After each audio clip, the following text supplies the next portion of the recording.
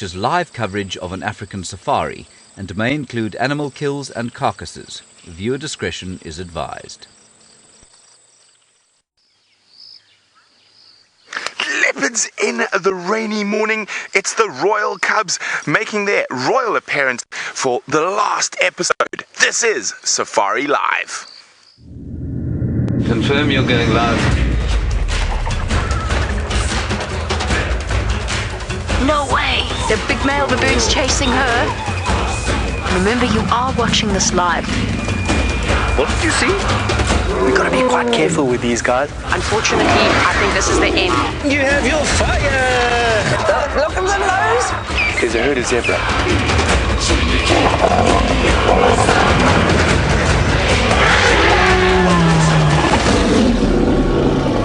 This is the most epic thing in the world, ever. Avshan, or good morning, as they say in English. My name is James Hendry, and it is my pleasure to welcome you, the most important part of our live safaris, to this, the 8th and final of our wilderness journey together. We're coming to you live from Africa. We're off to the east, 100 miles or so in the Indian Ocean. A cyclone built up during the week. It stretched an arm up over the Lowveld, and it blessed us with 4 inches of rain. It turned the yellowing grass to verdant green once more. It is a wonderful 73 degrees Fahrenheit. As always, I will be talking to you from my little tent over here and its environs, but that's not nearly as important as how you are going to be talking to me. Hashtag Safari Live is how you do that, and the first thing I'd like you to do is tell me in no more than 2 words what Africa means to you. So that's hashtag Safari Live on Twitter. Now, I know it's President's Day tomorrow in the United States, so if you would be so kind as to stay up, you don't have to go to work tomorrow, stay up and enjoy all 2 hours of the safari with us. Let us locate ourselves now on planet Earth.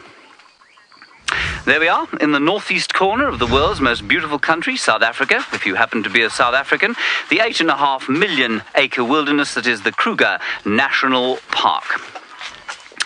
Now, last week we spent a wonderful time with Thandiwe Mwetwa, a Zambian lion biologist associated with the Big Cat Initiative of Nat.Geo, and she is at the coalface of conservation, and we had a wonderful time with her. And if you want to find out more about her, what you can do, of course, is go to natgeo.org, I think that's natgeowild.org, /big cats. We also, of course, met a very special little leopard cub with enormous ears, and this week you're going to have the opportunity to name that special animal. For now, let us head out into the Scotch mist-filled misty morning with Stefan Winterboer.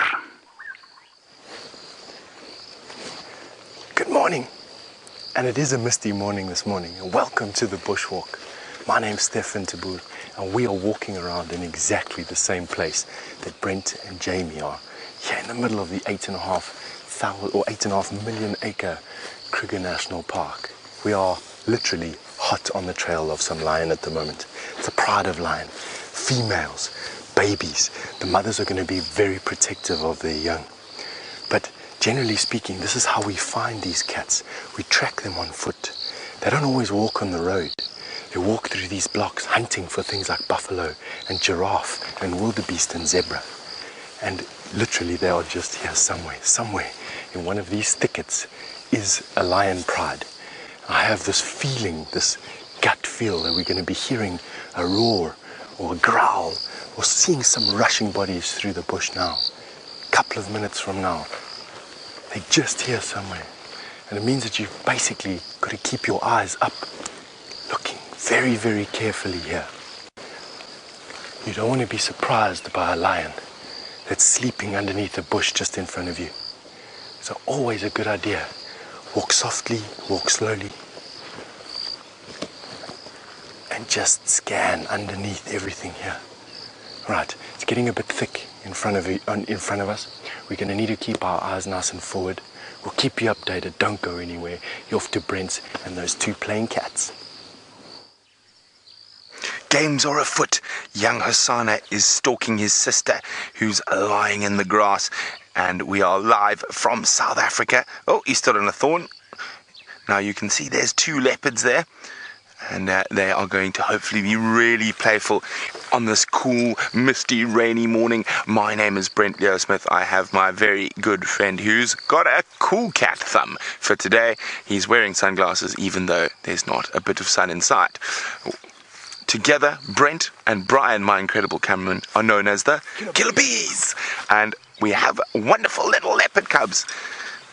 And what are they up to now?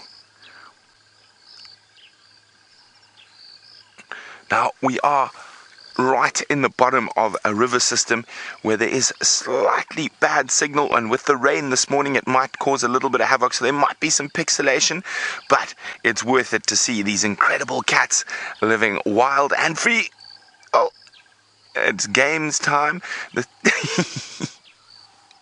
This cool weather brings out the best in the little cats. Look how little Hosana is crouching. He's balling his muscles, getting ready to pounce towards his sister.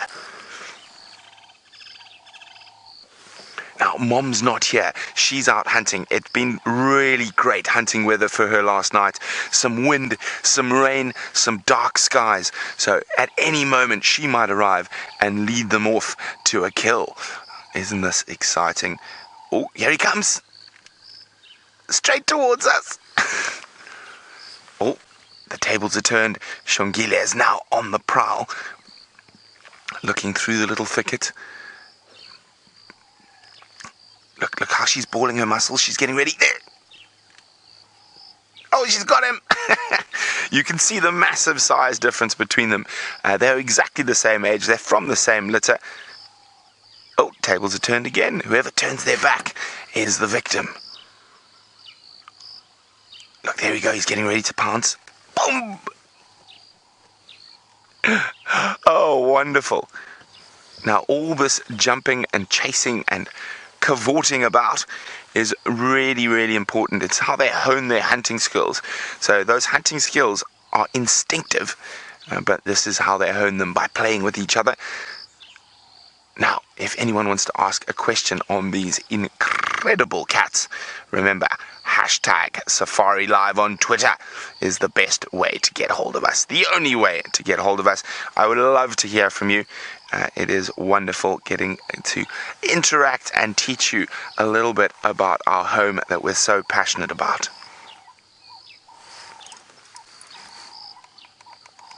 Now they've just gone. Oh, they're coming back through. Tumble.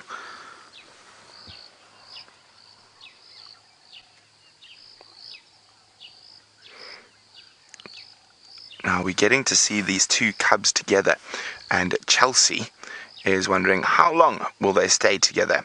Chelsea, not for too much longer. Sort of in the next 3 or 4 months they're going to split. Normally little females will become independent of their mother at around 16 to 18 months. And so they're just over 12 months, sometimes a bit younger. And the males will stay a little bit longer. They are mostly solitary, so it is always incredibly special to spend time with leopards. And normally you only see one of them, so seeing two is always better. Now, of course, leopards have been the stars of the Safari Live series, but they're not the only big cat out here. So I know Jamie is hot on the tracks of the Nkuhuma Pride of lions. So let's go see where she's searching.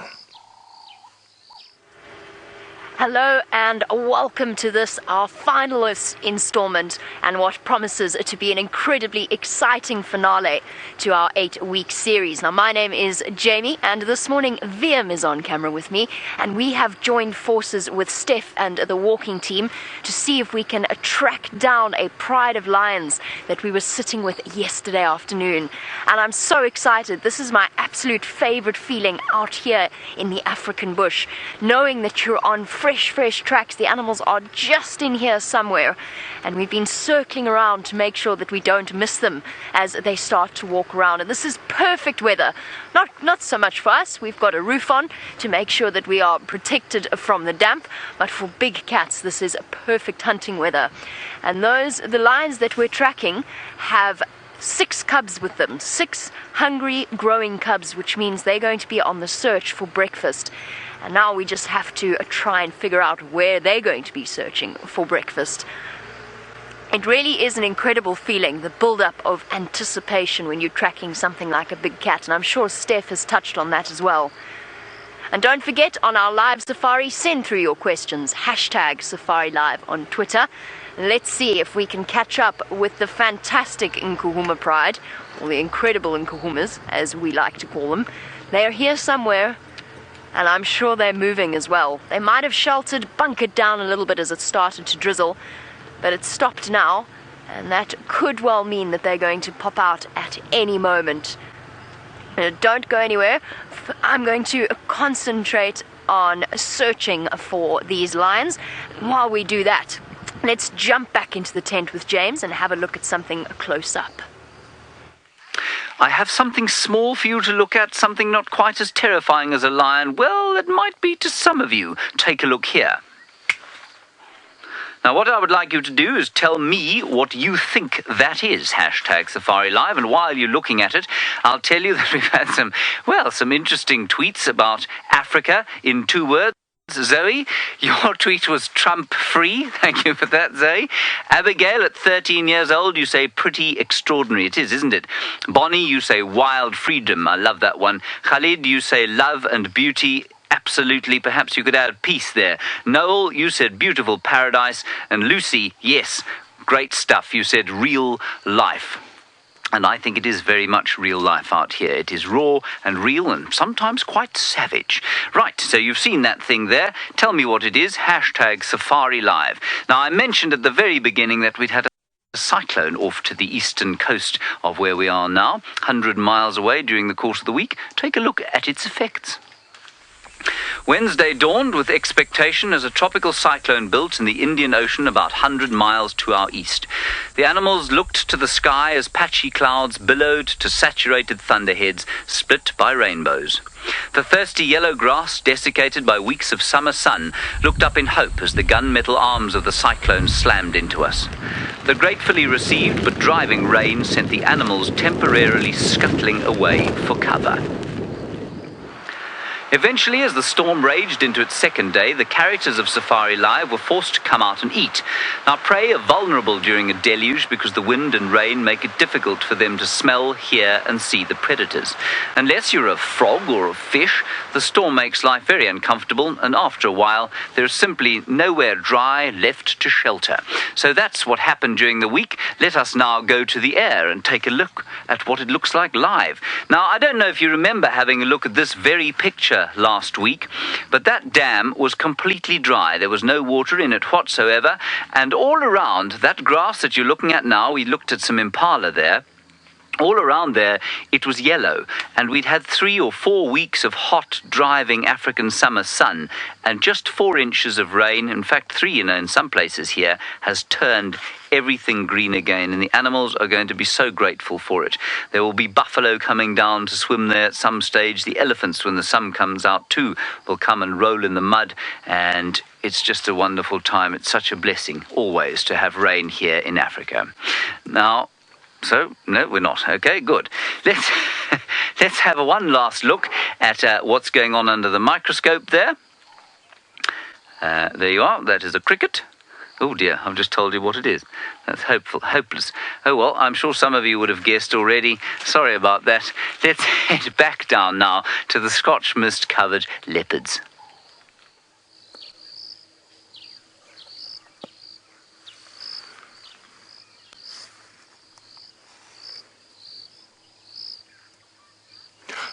Look at this. Look how flat she is to the ground. She's still stalking her brother. Oh, here we go. Oh, they're so fast. Now, look at this. They are full of the joy of the morning out here in South Africa. Sometimes the wet, rainy weather brings such blessings, because if it was hot and sunny, these cats would probably be snoozing, but because it's not, they're up, about, jumping and playing. It is very, very wonderful. Where'd they go? Oh, the storm stalk is on again, one to the left, one to the right. You can see how well that camouflage works, even in the bright emerald green of the wet season. You can just see an ear.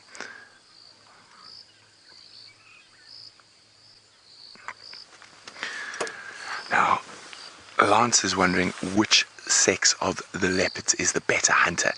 Well, Lance, it depends what they're hunting. I would say they're equally as good hunters. The males are obviously capable of taking down much bigger prey because they are so much bigger. Oh, she's popped out. Trot, trot. She can't see her brother. I can't see her brother. Where's he gone? Oh, she spotted him. She's running away from him. He's lying in ambush somewhere behind that bush. Oh, she's going to turn the tables and stalk back. Now you can see why this play is so important. You can see how they're actually honing their hunting skills, getting inches away from the ground, practicing camouflaging themselves from each other.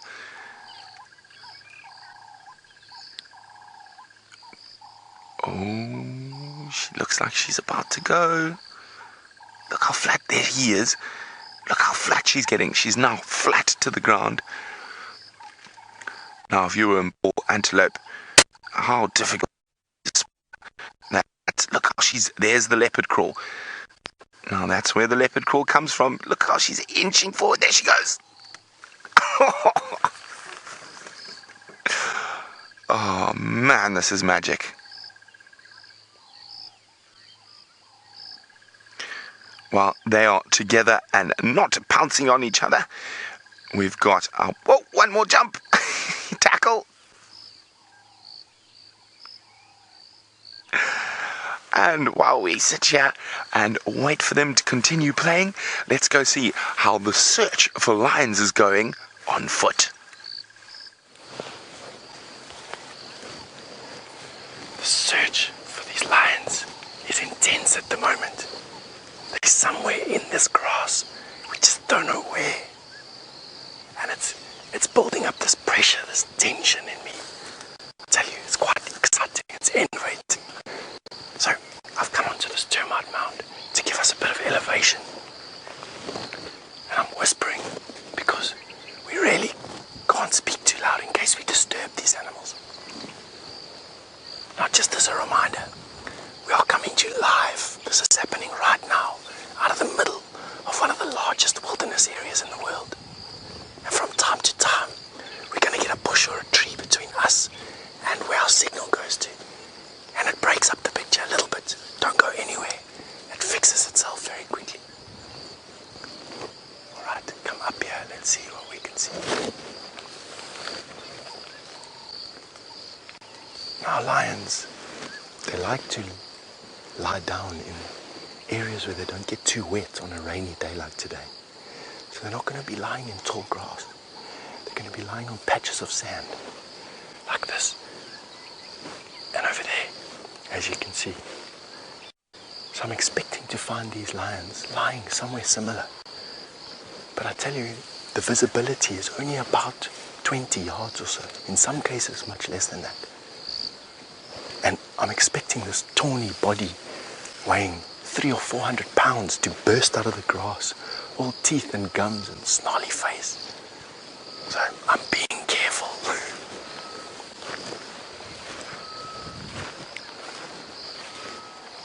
Now, we've been looking on both sides of a little gully that's coming down here. And quite often, lions will hunt gullies. Buffalo like to lie up in gullies. Giraffe like to lie up in gullies. Kudu and nyala, all the favorite food of lion. And then, of course, the adjacent plain is where you find zebra and wildebeest. And the bushes along the side of these open areas give the lion some cover to hunt from. They're not too far away. I don't know, after all these years you get these gut feels about stuff. I've been wrong many times, of course.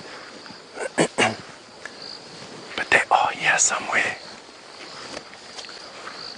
Right, I can see another prominent termite mound in the distance, and I think I'm going to be heading to that.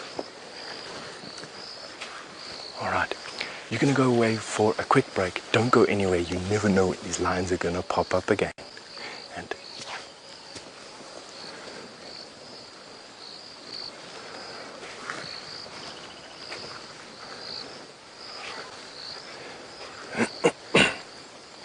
so we've got a prominent termite mound on top of that tree that you can see down there. You might have to come this way a little bit. Right on top of that tree there. And I think there's another game path that goes past there. We're going to head that way and see if we can find these lions lying here somewhere. Now, their tracks actually come to... Okay. I just heard something in the grass here. Come with me.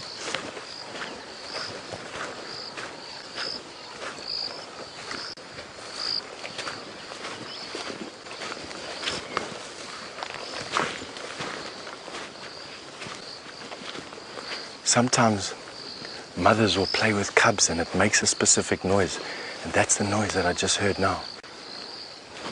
It was a mother's frustrated growl at a cub that was getting a bit too boisterous. Quite often though, these things tend to be my imagination. As you can imagine, as the minutes stretch on, so the tension stretches on. And from time to time, you start hearing things. That was a heart attack bird that just jumped out over there.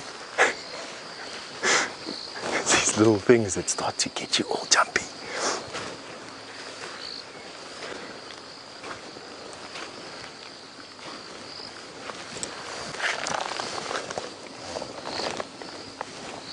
What I'm doing now is just checking underneath the leaf cover here to give us a bit of a better view through the foliage. Because at this height, I'm just looking into a wall of green.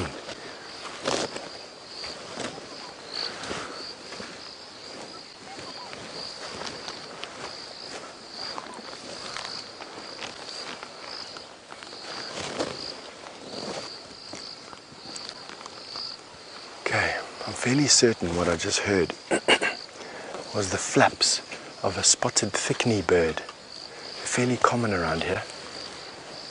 And when they take off, it's a big flurry of wings because they're quite large birds. And not the growl of a mother lion. Okay, here's another open patch.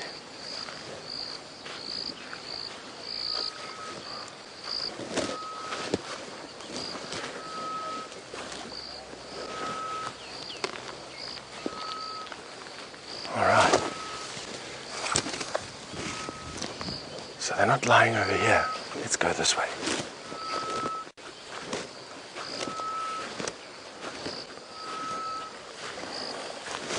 Come through, come through.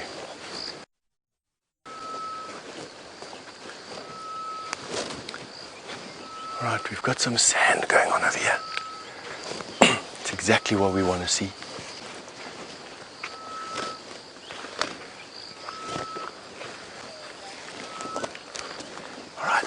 We're going to need to give some attention to this bush over here. Why don't we go to James and he'll see you a bit later. It's very cold here, everybody. The mist is rolling in. I thought I saw some sun on the eastern horizon to start with, but not at the moment. It's all just kind of really rather Scottish, which is what I am, of course. Now we have 40 seconds to go to television. I will reveal my tent quiz for those who didn't hear me reveal it by mistake earlier on. 30 seconds to go. I also would like to show you that Simon has new eyes. Do you see them? Yes. A bit poppy-arty, I suppose. Raise my hat. Sorry, Dave, I do apologise. 10 seconds to go, everybody.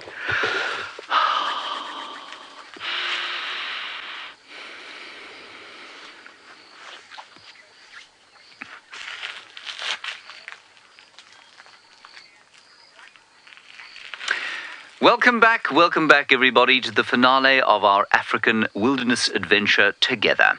My name is James Hendry and you are the most important part of what we do out here. Hashtag Safari Live is how you get hold of us. We've had Brent with leopards and with any luck soon we will have Stef on foot with the great Nkuhuma Pride. In the meantime, the answers to my tent quiz. Have a look at what it was, and then I shall show it to you. Candy, you said it's a grasshopper. Well, almost. Tina, you also said it's a grasshopper. And Neen R, well, you're obviously a very fine naturalist. You said it was another kind of orthopterid. Yes, that's what they called. You said it was a cricket. It is a cricket, but it is a terrifying cricket. Look at it. It looks like a spider, and apparently it is a kind of cave cricket, and look at the length of its quite astounding antenna. I really think that's rather impressive. Anyway, this one is no longer with us. It has shaken off this mortal coil, popped its clogs, as it were, and is now in cricket heaven, and so we're going to return it to the earth, where it might form part of the nutrient cycle. Goodbye. That was our cricket. Now we've seen Xongile and Hosana this morning. Let's see what they got up to during the week. Hosana is spending increasing amounts of time away from his mother and sister. Life in the wilderness continues to be perilous for the young prince, but along with the development of his unusually stocky physique has come the knowledge of how to interpret and then avoid danger. The week began hot and sultry, and lying by the pool or pond is everyone's favourite way to escape the heat of the midday. But some swimmers are not sharers, which the little leopard discovered to his panting disappointment. Now, after being bullied by the perilous wilderness, Xongile and Karula remain a welcome source of comfort for young Hosana, who is now almost twice the mass of his elegant young sister and at least as tall as his regal, skillful mother. So that's what they got up to during the course of the week. And I think without further ado, before the mist sets in too heavily, let's head straight back to Xongile, Hosana and the highly irascible Brent Leo Smith. Now Hosana is right next to us. He's trying to creep around to where his sister is hiding. He doesn't seem as stealthy as his sister, but what an incredible week we've had with these lovely cubs, and they are constant entertainment this morning, jumping up and down, chasing each other. They are wonderful. Oh, there we go. Talk about jumping up and down, chasing each other. Now, you've seen how dangerous life can be. Now, you saw young Hosana avoiding a spotted hyena, which is, of course... We've got some monkeys alarm calling outside the tent. Everybody, come with me quickly.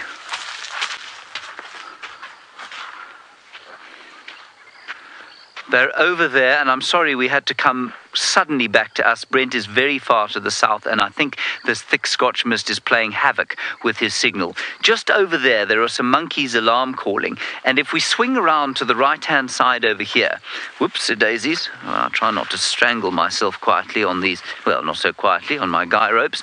Jamie is driving around over there, looking for the lions. Stef is walking around in that region there, and I wonder if those monkeys haven't found what we're looking for. Now come over here, we can have a quick look at the map. I'll quickly point out where everyone is.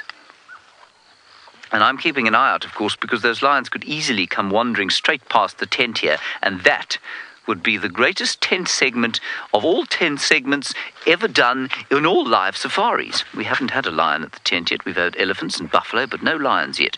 So here we are. Over here, we're lurking around, just about over there. That's where the tent is. Wonderful. There are all the guy ropes, about 750,000 of them.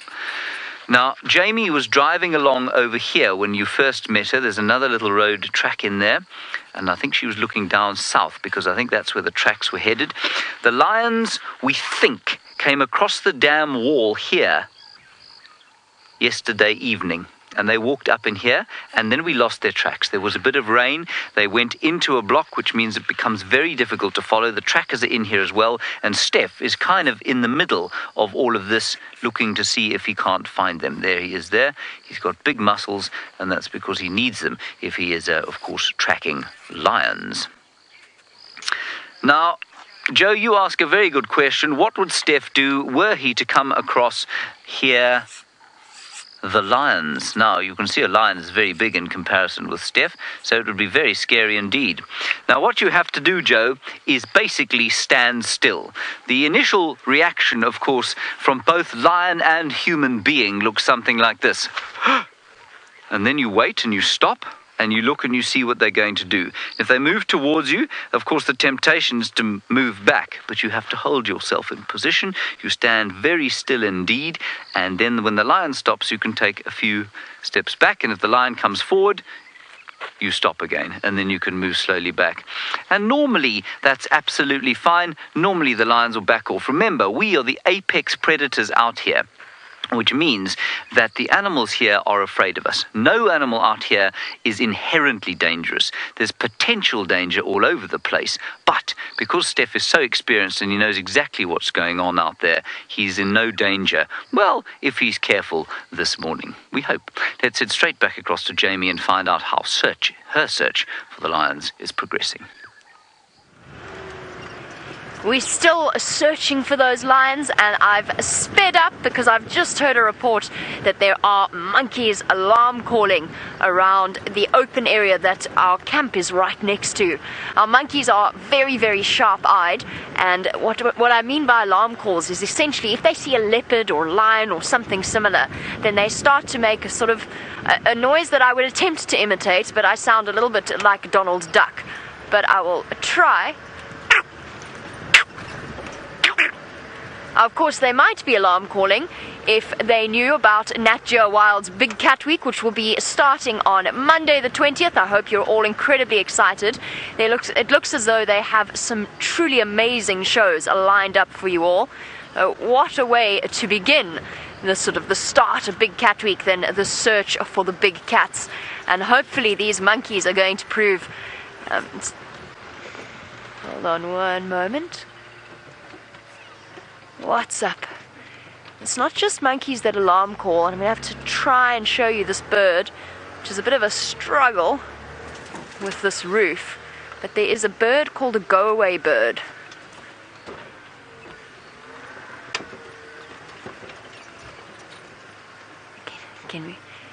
Can we see it up there? No. So the reason we are sitting with the roof on is the fact that it has been pouring with rain. There goes the bird. It's been pouring with rain this morning. It seems to have abated for now. Now, I need to race across to see what's happening with those monkeys. For now, let's go back to Brent and those lovely leopard cubs. Oh, look at that! Boom! Takedown. What a wonderful, wonderful morning. We do apologize for disappearing earlier. As we said, we're right in the base of a river system where the signal can be a little bit iffy. But we got to remember, we are live with African wildlife in South Africa in the 8.5 million acre Greater Kruger National Park. And this is just the best thing in the world, being able to sit mere feet from big cats. Now, these big cats are being very, very playful this morning. Now, firstly, we saw in that little catch-up clip about Hosana avoiding hyenas. Now, he's quite young, but I've got a face-off question for you, and it's a very specific one, because lots of different things might play out.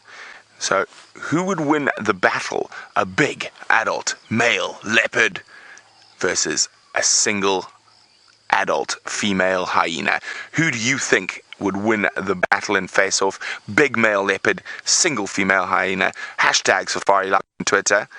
Let me know which one you think is going to win. Adult male leopard weighing in at 200 pounds versus female hyena weighing in at also about 200 pounds. So, what do you think? I'd love to hear.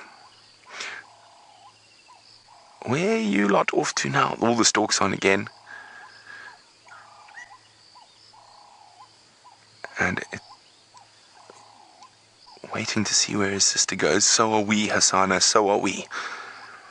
Now, for those of you who might not know the dynamics here, these are two little leopard cubs who belong to our dominant female leopard who's been lovingly named Queen Karula. These are her 2 cubs who are just over a year old, Hosana, the little prince, and Xongile, the beautiful one. Now, hello, Craig. Craig would like to know, do these cats ever hurt each other when they play? Craig, it is always a possibility. The same as children might be able to... Oh, look, his ears are going flat. Sorry, Craig. She's coming back towards him. He might pounce any second. So it is possible, but normally not with claws and teeth. It might be when they're playing in a tree, one knocks the other, gets their foot caught in a fork of a branch or something like that. Oh, wow, look at that. Look at that agility. You see, she just leapt straight in the air. Little Xongi, she is so fast. Now they are just having the best time. They're a little bit hungry, not too hungry, waiting for a mom to return. And they've been left in a very, very good area. There's lots of big trees, there's lots of water, lots to keep the leopards entertained. But they are very good at entertaining themselves. Now, as she lies down, yes, it's the signal for Hosana to start his attack. There he comes. Oh, you've been spotted.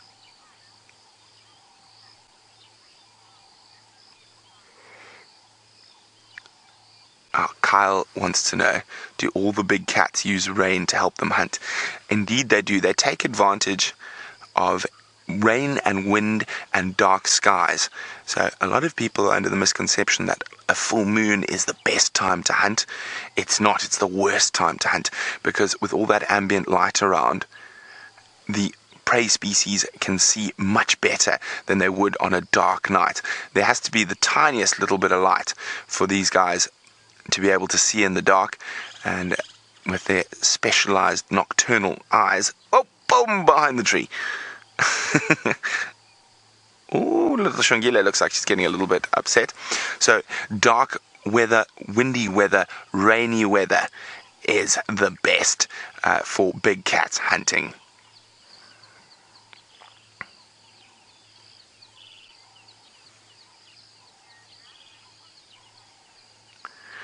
Well, we've got on face-off. Lucy, Maureen, Leopard, Sandra, and Cat Hyena. Aha. So I decided not to be as tricky as I was last week, but if it was a one-on-one over a kill, the male leopard will probably win. The paws and speed will dominate that face-off. However, as soon as a second hyena arrives on the scene, the tables are turned and the hyena would win. Now, most of these animals don't want to actually have those confrontations. They want to avoid getting injured. So those only happen at really, really sort of boiling point situations. And now, I thought we were going to jump up the tree. No, we're not. So we're not going to the tree, but we're going to go to the sky with the second highest thing out here apart from the drone, which is, I'm not going to tell you. There we go, everybody, a beautiful giraffe, and not too far away, the little giraffe, and I tell you what, they're looking a little bit nervous to me, and Stef said to me this morning, he said he had a feeling that that baby giraffe, which we have been watching for some time now, had been taken by the Nkuhuma Pride. Well, I didn't share his impression, and I'm rather pleased that it has not. But Mum is looking off there to the left-hand side of your screen, as you can see. And this weather, well, while it is very light, of course, is good hunting weather for cats, because the rain and the wind make it difficult for their prey species to smell and hear them when they need to. So what she's looking at, I don't know, but she's definitely looking at something. Baby doesn't look in the slightest bit distressed at all. What's that coming down the road? Oh, there's some impala on the road there. I thought for one second that those were wild dogs, but they're not. They are impala. So we don't know what's going to happen with this lot, and who knows. Right, so here I am, back in the tent with my little giraffe bone, and telling you that we are going away for a short break. We do, of course, have those leopards. We don't know what's going to happen with them. We're going to name the new cub, and hopefully we'll have the lions also as soon as you come back. See you very shortly.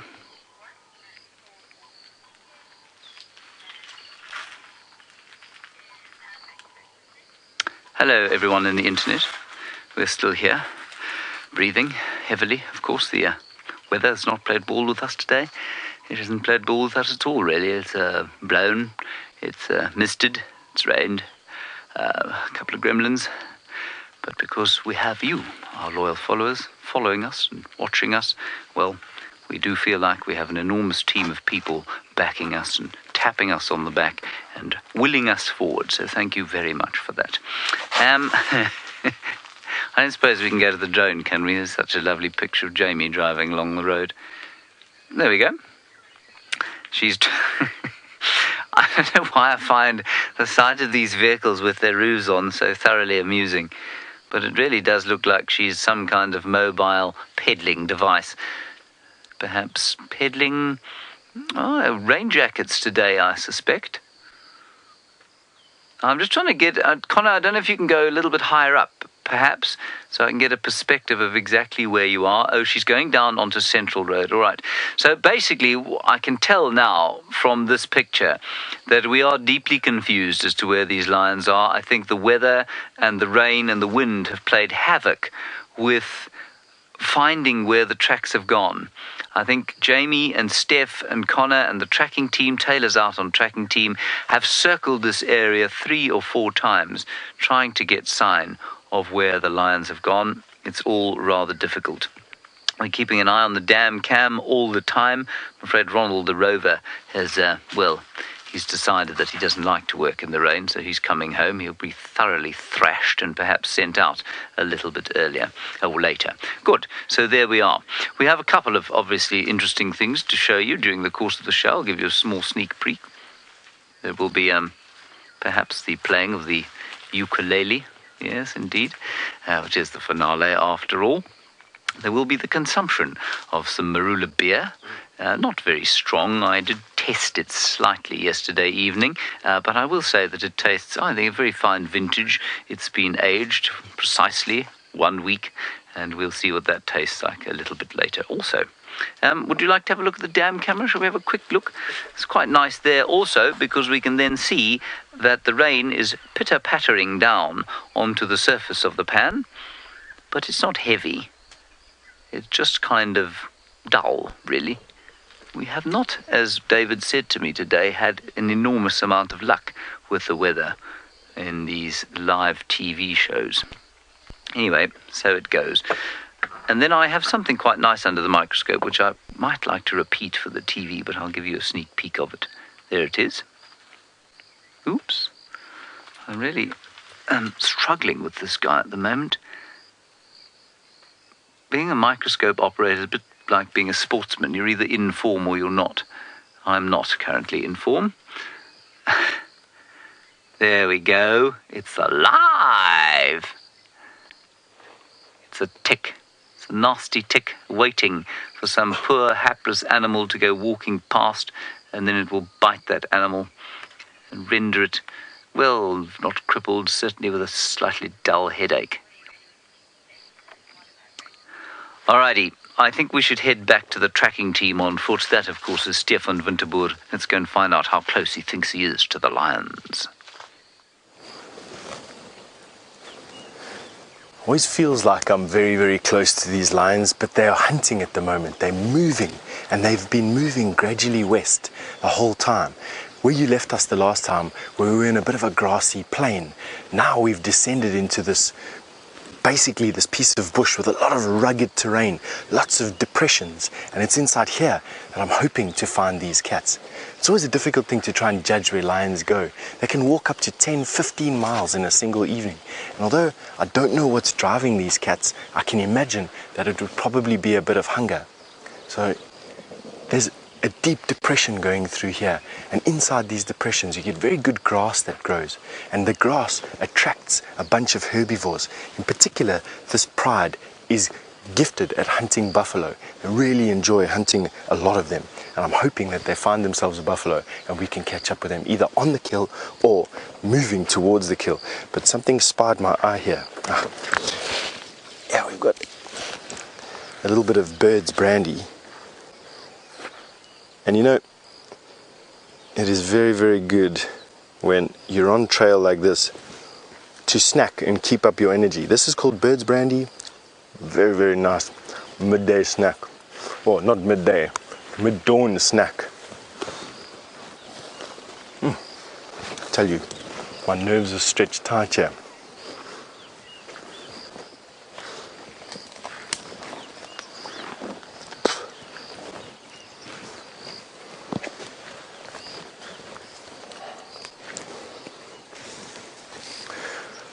Welcome back to the lion tracking that we're on at the moment. If you've just joined us, we're hot on the trail of a pride of lions.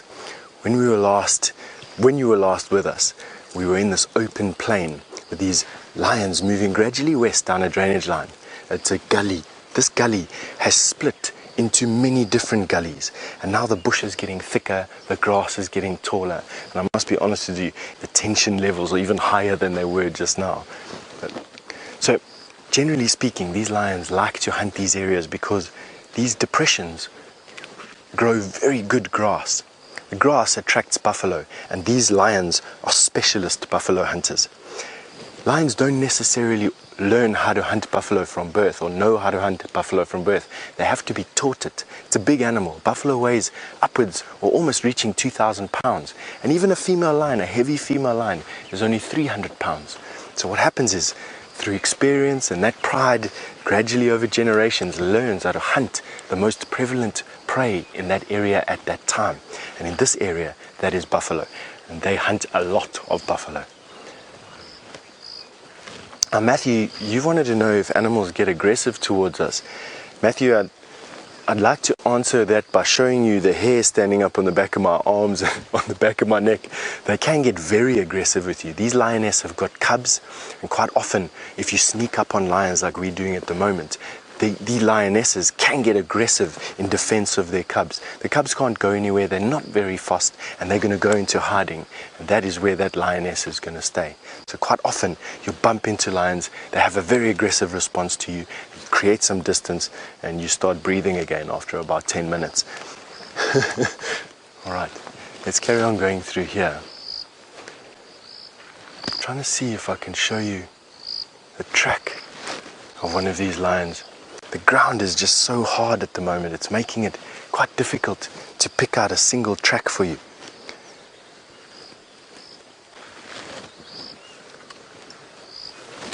But basically, what I can show you is that these lions are heading down into this ditch. You can see the way the grass, maybe you can see the way the grass is bent in that direction. Right, we're going to carry on with this. We're going to send you over to Brent with those leopard, and hopefully when you see me again, we're going to have some scary lions on the end of the camera for you. Xongile is showing us her acrobatic skills. She is so high at the moment. She must be at least 15 to 16 meters up in this leadwood tree, and she is leaping around without a care in the world. Oh, quickly, she's going to do the big jump. She's just jumping across. And you just see she's leaping to and fro. It always astounds me how... oh, what's she doing? Has she seen something up there? I said, the acrobatic is... Look, here she comes. Now, we watched her jump probably 10 feet across, branch to branch. And she is just showing how unbelievably agile she is in this wet weather. Remember, that branch is slippery and wet. Now, female leopards are always more agile than males just because of their size. And at this age, it is absolutely astounding. I mean, a wrong step and she would fall 60 foot to the ground.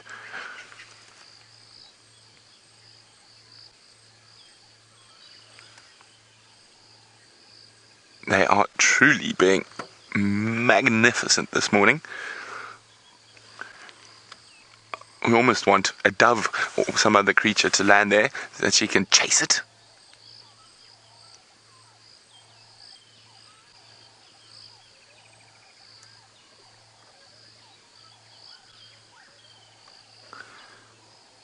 Now, everyone, we are aware that we have lost the TV, but we still are on YouTube, so you are still able to enjoy little Xongile playing in a leadwood tree as the drizzle descends again.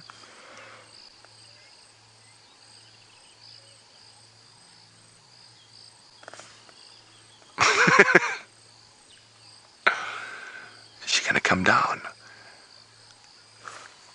I think if she comes down, Hosana might attack.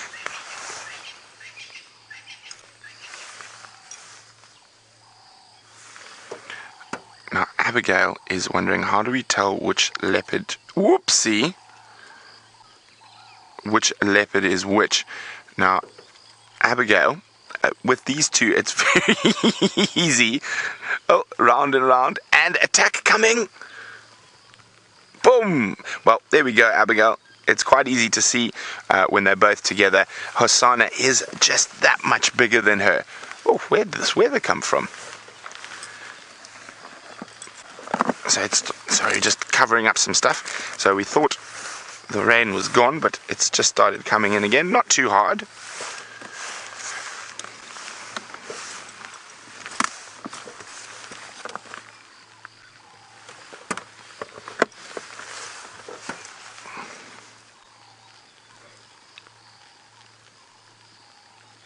Okay. Now, it is starting to rain a bit harder. You'll be able to hear the pitter-patter on our rain covers. But of course, this wet, cool weather is the best for the leopards to play in.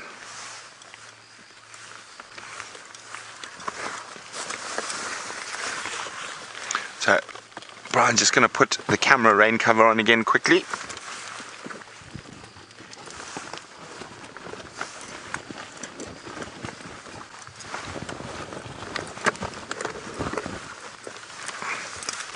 Battening down the hatches.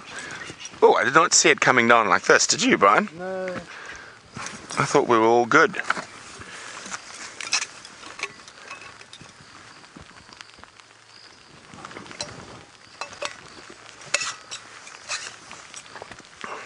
I was concentrating so much on Hosana and Xongile that I didn't even notice the weather rolling in.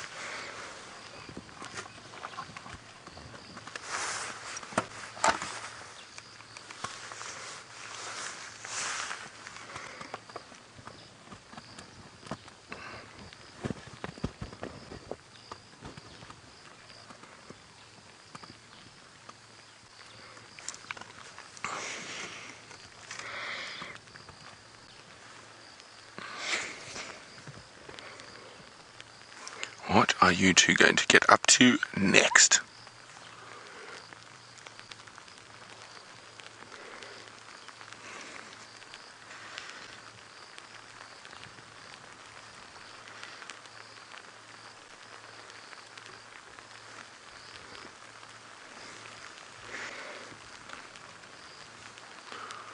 Oh, Hosana is now stalking Xongile again.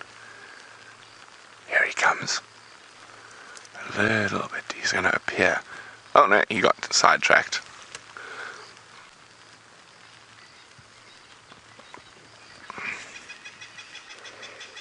Well, it seems like some of the birds are enjoying this weather.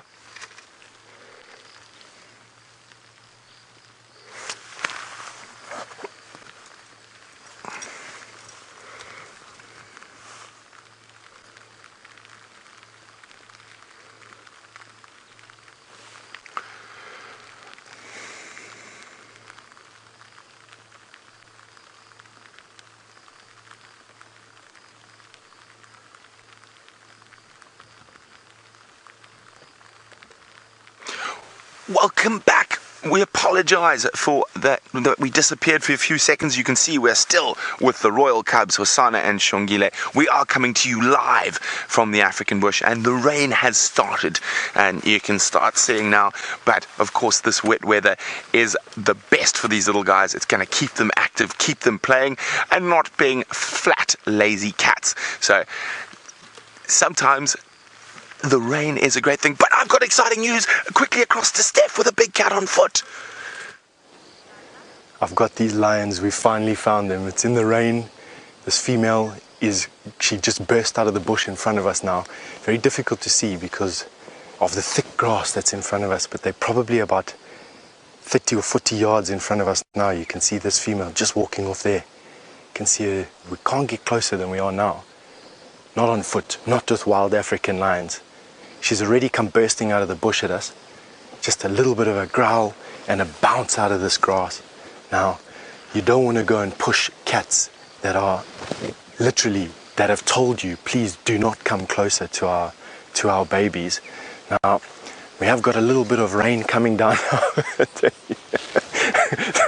As the rain came down, this lion burst out of the grass. I tell you, it is one of those very exciting things today. Now, I know that wasn't the best view of these particular cats that we could give you, but we'll see what we can do. I don't want to go into this bush right now with them still in there. What we're going to do is wait for them to leave the bush on the other side. She came running at us, and her baby's left. And I can just see her in the background over there, just moving from there. She goes there. You can just see her at the back.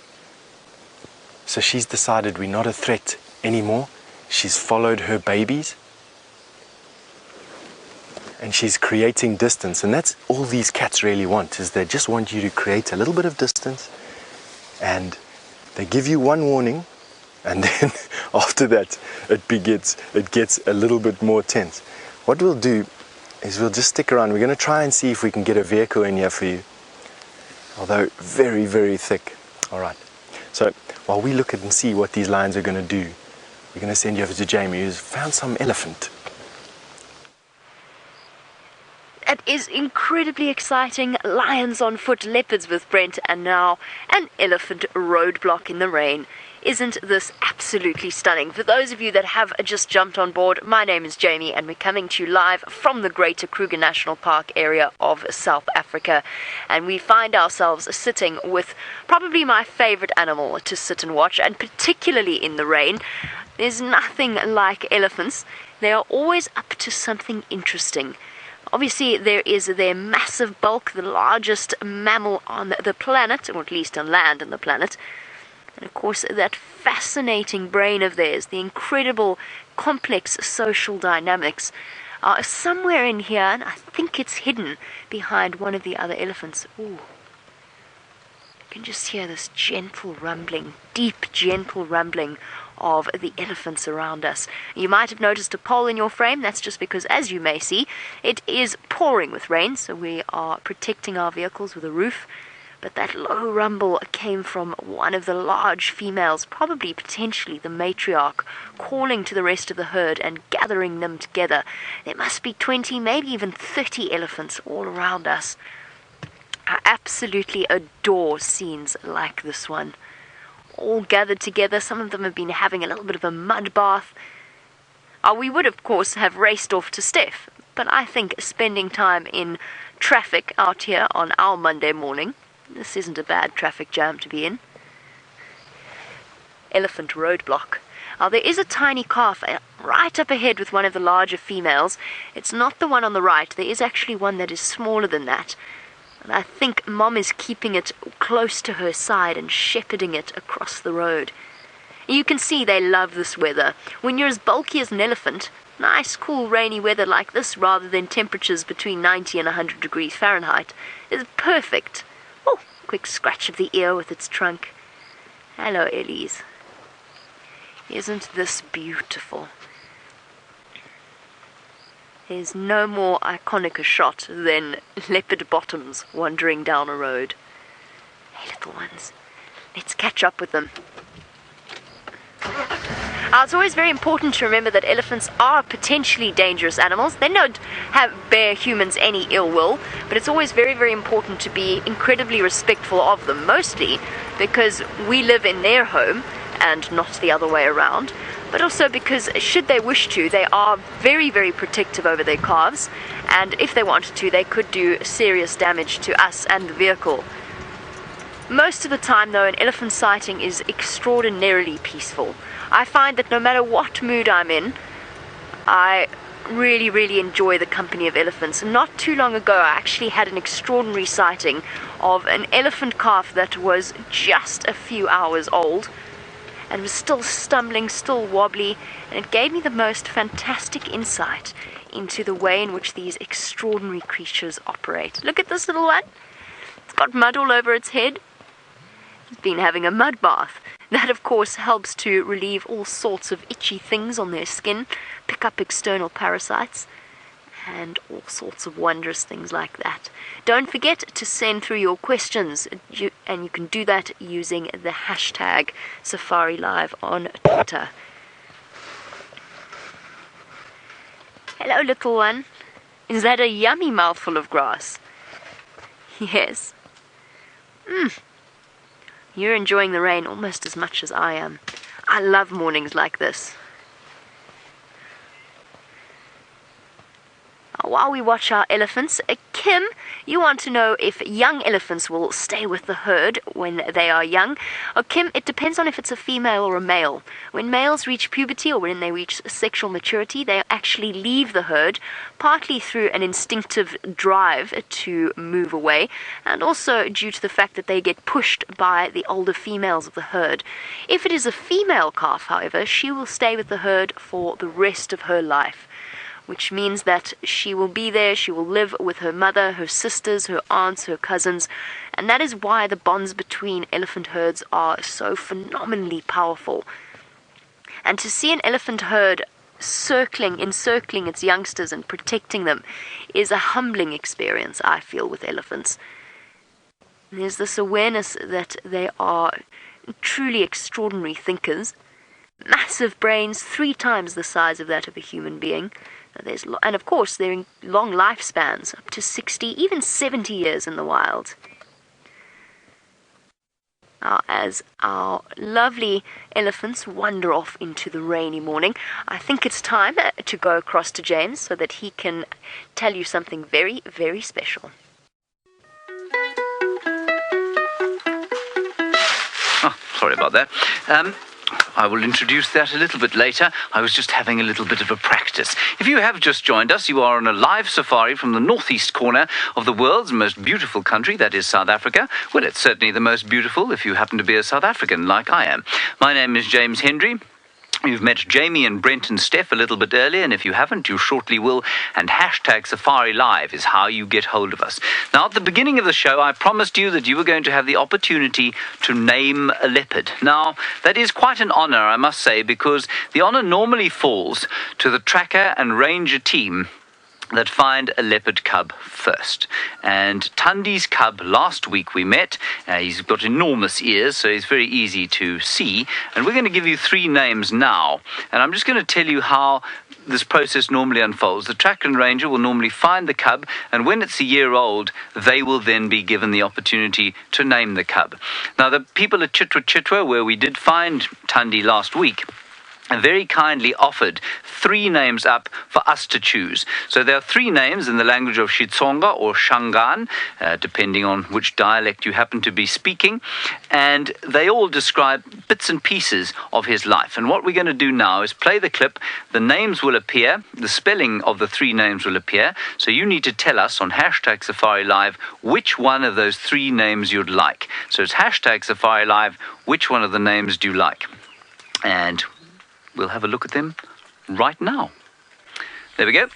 Shavava is a melancholy name. This big-eared fellow who stole our hearts last week lost a sibling when he was very young. Tamba is a powerful name meaning boulder, and Tundi's cub was born in the lee of a huge rock shaded by a gorgeous fig tree. Tumbela means to hide, and the young cat spent many weeks hidden beneath the deck of a Chitwa chalet. Now imagine walking out onto your deck for a midday G&T and finding those sparkling eyes staring up at you. I think it might be quite fun to stare off your deck into the eyes of that leopard. So those are the three names: Shavava, Tamba, and Tumbela. Shavava, Xavava, Tamba, Thamba, and Tumbela, Tumbela. I mean, the sort of painful one, the rock, and hide. Beautiful names for a beautiful leopard. Let's head back to another two beautiful leopards. Well, they're still being too adorable for words, chasing each other about, and I'm hoping that they're going to continue to do so. Now, we are what I would say almost properly soaked now, but it looks like it's clearing again, so hopefully this cool weather will just continue to keep them bouncing up and down. So it does have its benefits, and you know what? I don't mind being wet as long as I get to sit with playing leopards. Now, oh, they're being a little bit sweet, giving each other a little bit of a clean there. Oh, she's looking up. She might go up the tree.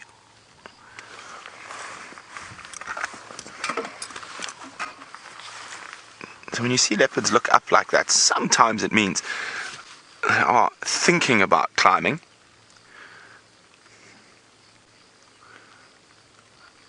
Oh no, let's just scratch their head first on a bush. Now, we've got so many questions, and it's so great to hear from all of you. Oh, boom! Oh, absolutely wonderful.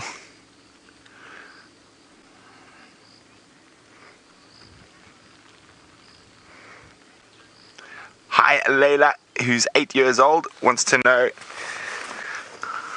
how long do the cubs stay with their mother? Well, Layla, females normally between 16 and 18 months, and little boys up to 2 years. Now, the reason they have to stay with them for the boys stay longer is because they have a harder life and they've got to leave the area they were born in, otherwise the big males will kill them, whilst the little females will be given a part of the mom's territory, so she's able to stay, and that means she's got a bit of an easier start in life, so she normally leaves a little bit earlier. And Layla, we all know boys don't like to leave their mothers. Now, you might have heard another vehicle come in. Hi, Jack, who's 12 years old. Jack wants to know, how far can leopards jump? Well, Jack, jump vertically up to about 15 feet, but horizontally, I've seen them go well over that distance. Now, it also all depends on the individual leopard. Some leopards are better jumpers than others, and we've seen that already this morning with little Xongile being a much better jumper than her brother. But that's also because she's smaller and lighter. Oh, look at him, he's gone flat. Watching. Is he going to leap?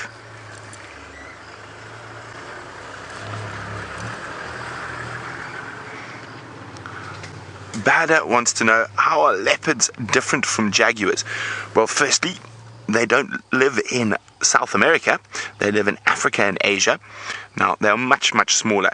A big or male jaguar is about the size of a lioness, whereas a leopard is much, much smaller. So a male leopard can be 200 pounds, but a jaguar can get close to 300 pounds. And one of the other big differences, apart from being quite a lot darker than leopards in their coloration, because a lot of them are in the Amazon basin rainforests, is that they are very good swimmers, and they actually like swimming, whereas leopards will generally try avoid. Oh, the stalk is on. We can only see one.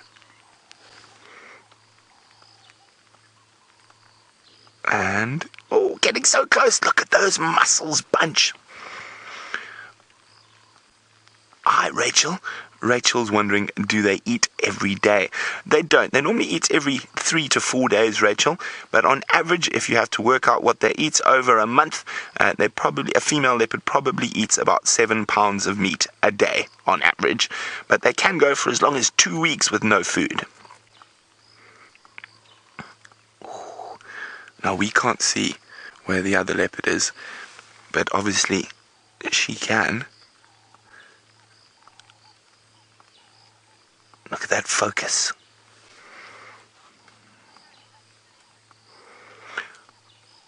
Hi, Mary. Mary's wondering, how are we able to get so close to the leopards? Well, Mary, well, there they go. Behind the bush, there's some spots up in the top right corner. Oh, Mary, sorry about that. The leopards were being playful. So Mary was wondering how close, or how do we get so close to these leopards? Mary, it's called habituation. So we've been following these leopards. These particular two, I've been following them for their whole lives. We found them when they were about 6 or 7 hours old in a den, and they've grown up with vehicles. So they've become very used to us. And as long as you don't push the boundaries, and if their mother shows any sign of being uncomfortable, we'll immediately move away, give them space. And it's about having respect for the animals, and then they become accustomed to having the vehicles. Now, the most important thing is never to stand up. And that sounds like a very strange thing, because while we're in the vehicle, we don't show the bipedal figure of man. Now, man has been the dominant diurnal predator on the African savannas for about 200,000 years. So they know that bipedal figure as a threat, like a lion would be a threat. So they generally run away or become aggressive. So as long as you keep still or seated, and you treat the animals with the utmost respect, and give them distance when they need it, and let them come to you rather than you force yourself into their space, we are able to get very, very close to them. Now, those little guys have moved off. I can't see them just yet. So while we are trying to get a bit closer to those lions, let's go see how Stef's lion on foot incident is going. We haven't moved very far from where we were just a few minutes ago. These lions just moved into this thick bush, and it is so thick that it's literally, we're walking 5 steps and stopping and listening, and walking 5 steps and stopping and listening. If you've just joined the show, my name is Stef. We've just walked into a pride of lion in one of the thickest sections in Djuma. Now, these are wild lions. They're not used to people, and although they see people in the vehicles most of the time, they don't see people on foot. And this adds danger to what we're doing at the moment. There's cubs in this pride, there are females looking to protect the pride, and that is exactly what I'm nervous of in this thick bush. Visibility is only about 20 yards or so, and it's because of that we're being so careful. I caught the glimpse of what I thought was a male lion with these particular females. It was so difficult to see, but they're somewhere right here. Daisy, you just asked me if rain affects our ability to track these lions. It doesn't really affect our ability to track these lions, apart from making it a bit more uncomfortable. What it would do, though, is it creates a different behavior in the lions. Lions don't enjoy getting wet, the same as what we don't enjoy getting wet. And they'll go and look for places underneath bushes. So whereas in the beginning of this particular show, we were expecting the lions to be in the open, at the moment, I'm expecting the lions to be undercover.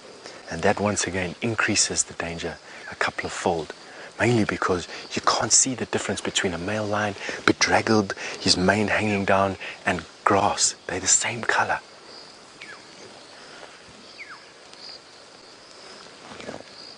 Now, these particular lions look like they may have crossed this drainage line. I'm hoping so, and out onto the open on the other side. But it's going to take us a very long time to get through here. And we're going to be tiptoeing through here. Anyway, so what we're going to do is send you over to James, who's got a refreshing drink for you, while we carry on through here. Very exciting indeed, hey? Lions on foot. Hoped they were going to be at the tent. Well, at least Stef got them. That's brilliant stuff. Now, of course, this is the last of our 8-week series, and so my friends Tom and Simon, shut up Simon, have got very nice party hats, and in order to help us celebrate the last, we have, remember, of course, brewed some delicious marula beer.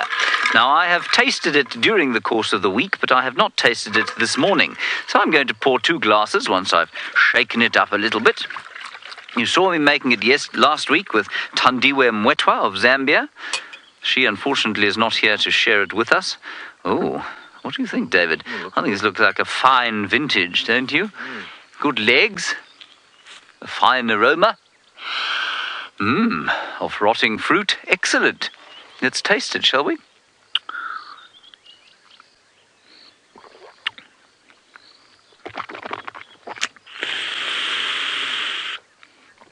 A taste of apricots, bit of wine, quite a lot of tartness to it, but it's actually not bad at all. So I'm going to pour David a glass and he's going to have to wait for it. Thank you. Now, we've chatted a little bit while Stef is, of course, with lions today. He has spoken extensively and showed you about bush foods out here.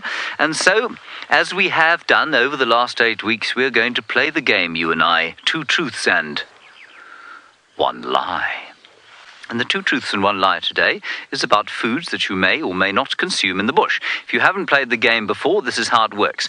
I give you 3 statements. One of them is a foul and contemptible untruth, and you need to pick which one of the 3 is utter rubbish. Then you hashtag Safari Live, answer 1, answer 2, or answer 3. Okay, now I am going to be helped today for the last time by my 2 friends before they go into a sort of well-deserved retirement. And, Tom, would you like to help with 2 truths and 1 lie and perhaps give us the first statement? Yes, I believe I would, James. Okay, good. Well, here we go then. Okay.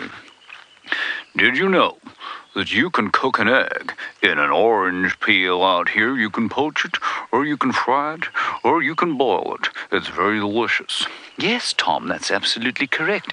Did you know that you can cook an egg in an orange peel out here? You can poach it, or you can boil it, or you can fry it. It's very delicious indeed. Now, can I do one, James? Yes, okay, Simon, but you will only do the statement and nothing else. Okay, statement number 2. You can eat snakes out here. Snakes are delicious. They taste a little bit like chicken, even if they're venomous. And you know that... That's enough. Thank you very much, Simon. So you can eat snakes out here, a little bit like chicken, quite delicious sometimes. If you chop their heads off, you can eat any kind of snake out here if you're hungry. And the third fact I'm going to give to you. Statement 3. Ripe marulas will make a human drunk. Enough of them. So those are your 3 statements. Answer 1, answer 2, or answer 3. Hashtag Safari Live. Tell us which one you think is rubbish. The first one that Tom gave us, you can cook an egg in an orange peel. The second one that Simon gave us, well, no, enough from you. You can eat any snake you like out here. And the third one, ripe marulas will in fact make you drunk. There we are. Those are the 3 facts. While I drink a little bit more of this delicious beer, I'm going to send you back across to Jamie, and I'm sure she is as relieved as I am that the rain has abated, and hopefully she will have some lions soon. The rain hasn't abated at all, James. It's been streaming into our eyes, dripping down off the roof. It definitely has not gone anywhere. But that's okay, it's not going to dampen our spirits, because we are so excited to catch up with the Nkuhuma Pride. Now, for those of you that have just joined us, my name is Jamie, and I've been working with Stef all morning to try and track down these lions. Now, earlier on you would have seen Stef with them on foot. Now, we have to find the lions and Stef somewhere along this road. Now, I'm just waiting. Apparently he says he's just through here somewhere and that he'll come out and meet us on the road. So shout if you see him, please. And also send through any questions that you might have on hashtag Safari Live on Twitter. This is why rainy days are such perfect days for searching for the big cats. Oh, might make things a little slippery. There we go, I've got Stef up ahead. Right, let's join up with the walking team and they can tell us where to go. Alright, while we chat to the walking team and get some guidance. Hello, thank you very much. Good, thanks. So while we do this, let's go back to Brent and those beautiful spotted cats. Well, Xongile has found herself perched up a tree, but we can't really see Hosana at the moment. We can just see the havoc he's causing. He's climbed into a group of bushes there, and all we can see is movement in the bushes as he flounders about, not showing the same elegance and poise that his sister has when it comes to acrobatics. I can't even see him now. You see him? I've lost sight of him. He was literally in there somewhere. You can just see a little bit of leaf movement. I'm just trying to have a look. Where's he gone? But it is wonderful that they are still being so active. The rain's calmed down a little bit, and the weather is almost perfect at the moment. So it is just unbelievable to be out here. Now let's have a quick look at what little Xongile is doing in the tree, watching her brother.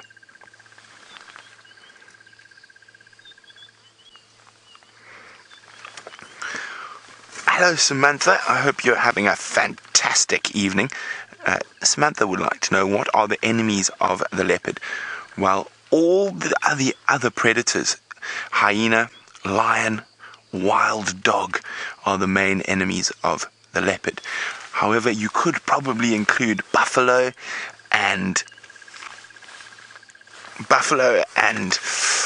elephant as well. Although, oh, there we go, just branches moving. There he is.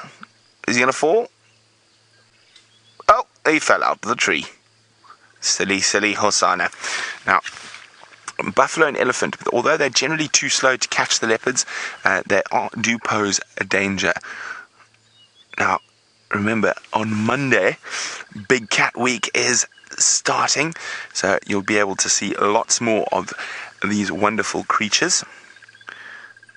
And if you've been enjoying this 8-week live adventure in the African bush, you can join us every day for 6 hours on the website WildSafariLive.com. Watching her brother quite intently as he flounders around below her. Of course, she maintains that elegance as she is atop the tree. Isn't she just too gorgeous, living up to her name, the exquisitely beautiful one? She seems quite intent on watching her little brother, or little big brother.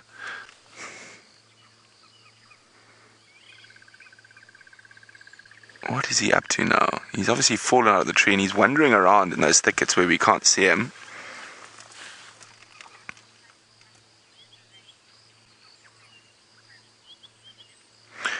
Now, Aiden is wondering, would big cats hunt or use the same methods of hunting in sunshine as they would in the rain? Most definitely, Aiden. So it's easier for them in the rain. The rain dulls the prey's senses. They can't hear, they can't smell as well. But it doesn't rain every day out here. And actually, we only probably get 30 days or 35 days of rain in total a year. So they've got to hunt in the sunshine quite a lot of the time. And of course they are quite successful. But if they get that windy, rainy weather, it is much easier for them to succeed. Now, I wonder if their mother has caught something and is on her way back to them. Both last night and this morning's weather would have aided her hunting. Oh, is it? It's amazing how they're just able to entertain themselves.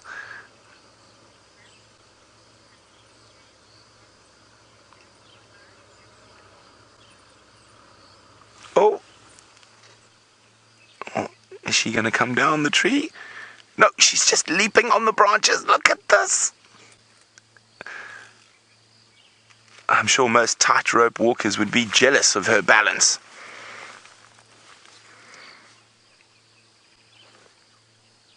Just have a look. I think she might.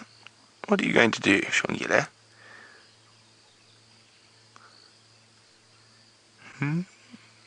Oh, going to...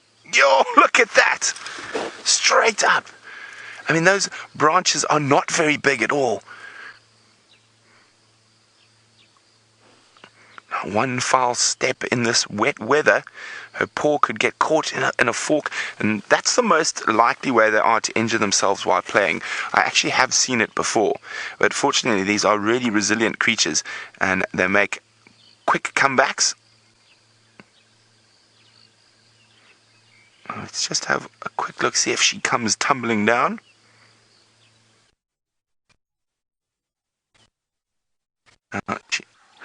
Right, everybody, I'm sorry about that rather sudden entrance to where we are here at the tent. Of course, we're still waiting for the lions to come across, but I don't think they're going to just yet, and I'll show you why now. Before I do that, this is the result, if you can tell, of our 2 truths and 1 lie, and that makes it a solid thrashing 8 out of 8 that you have thoroughly trounced me during the game. 2 truths and 1 lie. I have lost every single week, and this makes me very depressed indeed.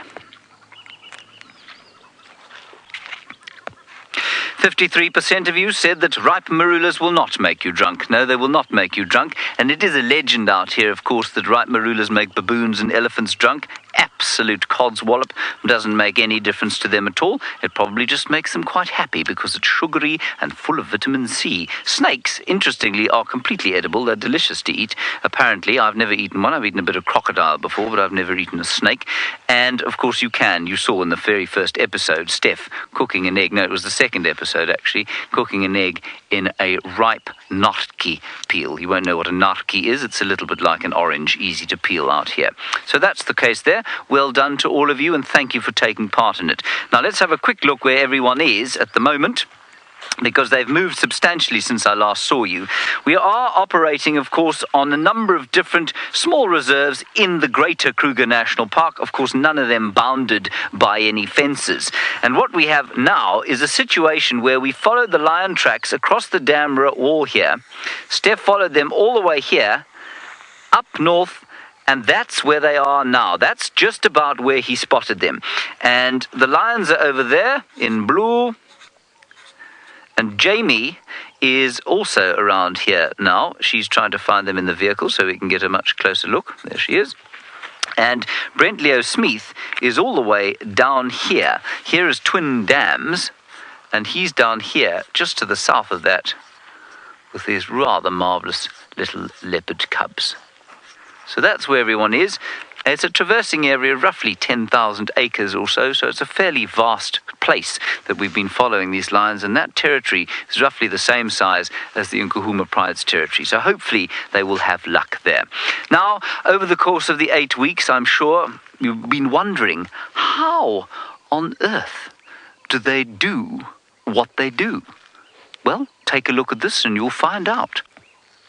Safari Live operates in the Greater Kruger National Park, South Africa, part of 8.5 million contiguous acres of pristine African wild. Djuma, on the western fringes of this giant reserve, is the beautiful piece of wilderness that we call home. Many of Africa's iconic fauna and flora thrive here. The magnificent animals of Western Kruger have become habituated to humans through 30 years of tracking, viewing and photographing them. Just a few meters away. This is not to say that they are tame in any way. We don't want to be in the wrong spot. Safari Live is brought to you through an astonishing array of technical and wilderness wizardry. There's a trunk coming. Oh, look at the nose! Coming to smell him. The enormously dedicated team of wildlife filmmakers lives and works in the bush, relishing the challenges that come with broadcasting a high-definition signal live from the African wilderness. Starting to feel the effects of that marula beer slightly now. I'm not really, don't worry. It's not that strong. It's probably like a very mild beer.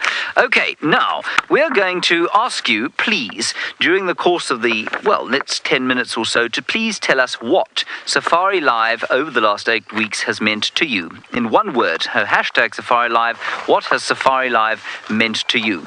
Why am I tearing this off, you might say to me? Well, the thing is that I really quite like making paper aeroplanes, as does David, and so while you are getting an update from Jamie about the lion tracking, we're going to be making some aeroplanes out of our maps, and we'll see which one flies better a little bit later.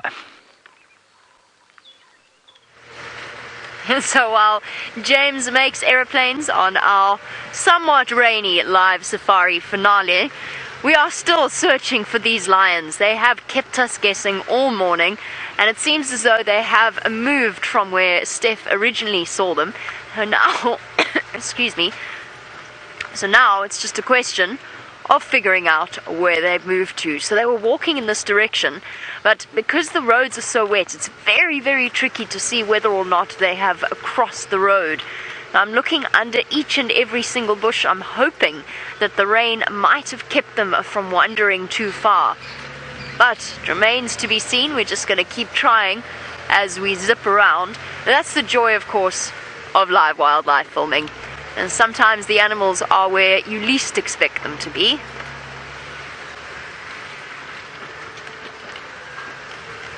Now, because they're hungry and because it's cool and cloudy, there's an answer to Erin's question that she sent through. Erin, a lion can easily walk 10 miles a day if they are hungry, or if it is a male on a territorial patrol, which obviously there's no male with them at the moment. But when lionesses are hungry, when they're looking for food, then they're going to keep moving, keep pushing. If it gets really, really hot, then they have to stop moving, because lions do overheat quite quickly. But they've had the whole night and the whole of this morning to wander around. And from where we started tracking them this morning, they have probably covered about 5 miles. And that is with 6 relatively young cubs. So they really do, when they need to, they really do motor around the various reserves. And the same applies for any animal. We tend to think of particularly predators as quite lazy creatures. It's actually not the case at all. They can cover enormous distances.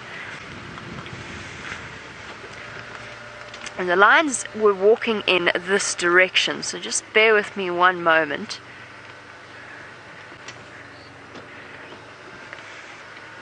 You can see there's another vehicle coming to help us search. I'm just going to shift around so that we stick our nose in here and just hope they pop out.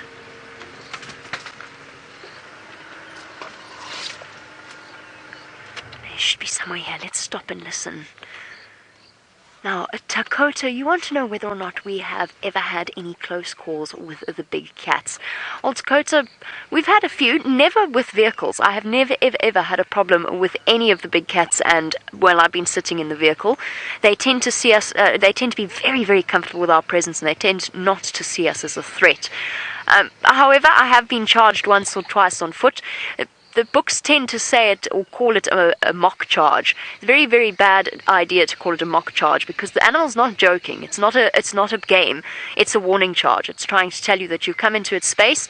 Please go away. Please back off. So I've been growled at a few times by lions on foot. I've had 1 or 2 come racing out of the bush.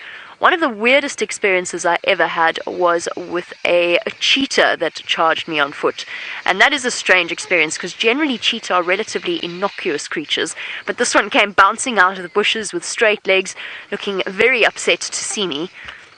And that was certainly a surprise.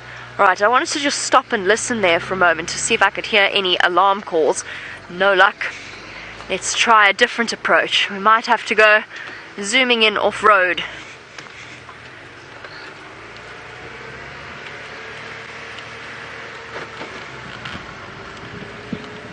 Okay, so Stef was just on the other side of that river system. I'm just going to go and check and see what we can find. In the meantime, why don't you go and be entertained by whatever James is singing to? Oh, Matilda, the mantis, how lovely you are. Oh, Matilda, the mantis, how lovely you are. I have fallen in love, everybody, and I fell in love with Matilda. You met her last week, Matilda the mantis, and I fell in love with her because she survived on this very leaf, I joke not, for the duration of the driving rains and wind that came through here. This stoic mantis sat on the Swaltheria plant through wind, rain, blinding heat, and here she finds herself. So that's what she's doing there. Now, also on the same tree, we have got the caterpillars. Now, the caterpillars have put in what I consider to be a very poor performance. They have grown, but I was hoping by the time we got to this point in our series, they would have become butterflies. They have not. They've just become fat worms, which is not really what we wanted. They have, of course, grown quite substantially because they were only about 1/10 of a millimeter when we first found them.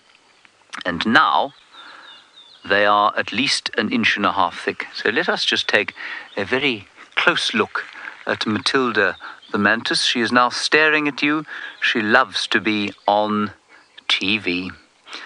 Magnolia, while we stare at Matilda the mantis, you want to know, or you say, that your one-word tweet for what Safari Live meant to you was connection. I think that is possibly the word that I would have chosen, because it is. It's a connection to wilderness. We had that first experience with the Nyala out here.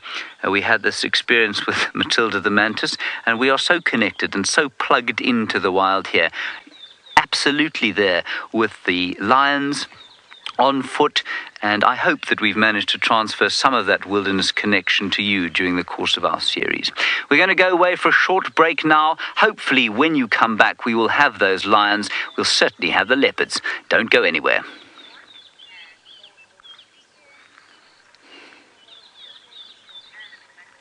Right, we're with you in the internet. Wasn't she wonderful? Do you want to see her under the microscope? I'm sure you would.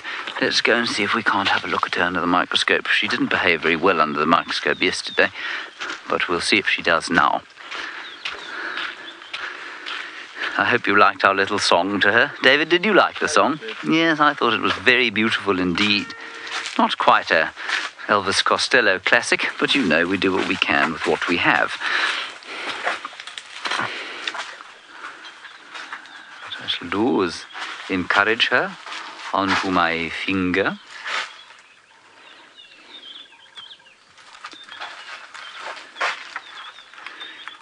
Now, I promised Kirsten I would be able to do this quickly today, and I am disappointing. No, there we are. There she is.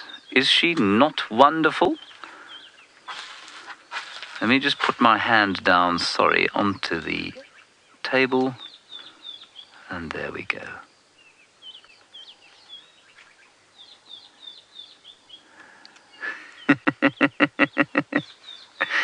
How can you not be in love with Matilda the mantis? She is too wonderful. So I think we're probably going to just set this up nicely for TV. I'm just going to change the exposure, everybody, on the microscope slightly. I think this picture is too good not to do on TV.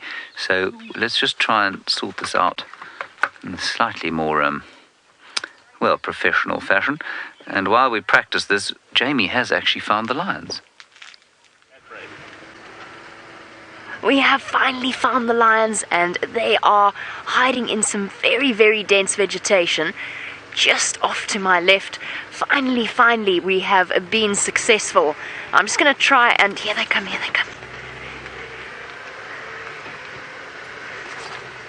Here we go. Hi, guys. There's the entire pride of lions walking along. Isn't this spectacular? The lions we've been looking for all morning. Stef found them on foot. You can see the Nkuhumas scratched and scarred and looking particularly hungry. There is nothing more spectacular than at a sight of a pride of lions, and so rewarding after a long morning of driving in the drizzle. 3 adult females and 6 cubs. So still missing 2 of their adult members, 2 of their adult females, Amber Eyes and the youngest female. She's going to give herself a good stretch, clean out those claw sheaths, and off they go again. Now, we've only got a few brief seconds to spend with these lions before they disappear, so let us make the absolute most of it. What an awesome, awesome morning. Here they go. She's going to shift here. She seems to want to come in our direction, so I'm just going to get out of her way. Here we go. Hey, girls. Look at that. Isn't that gorgeous? Those cubs have got so big. Look at them. We have watched those cubs since they were just 10 days old. Their eyes weren't even open, and now the parade of them looking gangly and almost like little teenagers. Still hungry. They obviously didn't manage to catch anything, even in this bad weather, which of course usually advantages the lionesses. Perhaps I'm biased, but I think these lionesses are truly spectacular. Wet, muddy paws. Don't want to get my feet dirty, Mum. Over and across onto the island. Muddy elbows, muddy feet, and gangly lions. Now, we're going to be going black screen ever so briefly, but don't go anywhere. We'll be with you very, very shortly.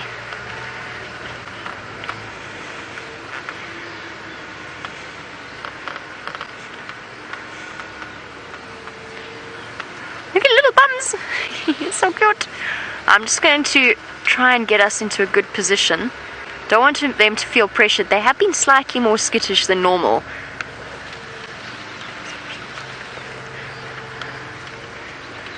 Toodaloo. We'll see you soon.